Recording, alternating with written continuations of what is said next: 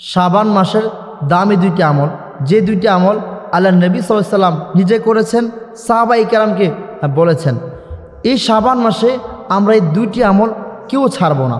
শাবান মাসের দুইটি আমল যদি আপনি করতে পারেন, আল্লাহ সুবহানাহু ওয়া তাআলা আপনাকে শাবান মাসের কল্যাণ, শাবান মাসের বরকত আল্লাহ আপনাকে দান করবে ইনশাল্লাহ।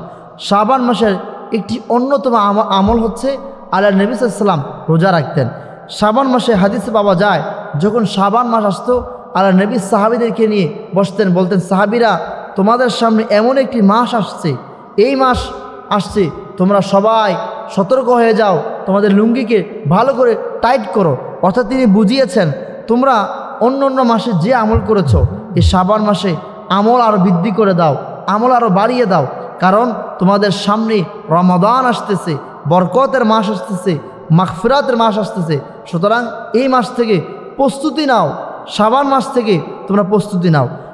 শাবান মাসে তিনি যখন রোজা রাখতেন, মাঝে মাঝে এমন হতো যখন রোজা রাখতেন মনে হতো তিনি আর রোজা ভাঙবেন না, আবার যখন রোজা ভাঙতেন মনে হতো তিনি আর রোজা রাখবেন না।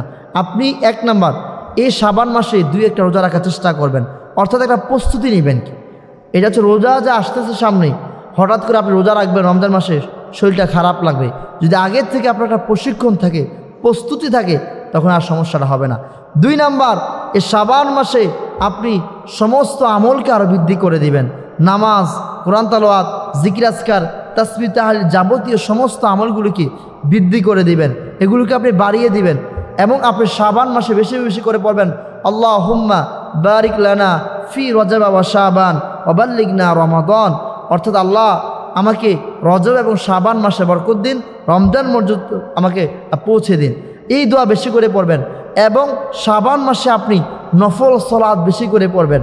অর্থাৎ এই মাস থেকে আপনি একটা প্রশিক্ষণ নেবেন, একটা প্রস্তুতি নেবেন, যাতে করে রমজানে এসে আপনি একটু আমল বেশি করে করতে পারেন, যাতে করে রমজানে এসে আপনি নফল নামাজ একটু বেশি করে পড়তে পারেন।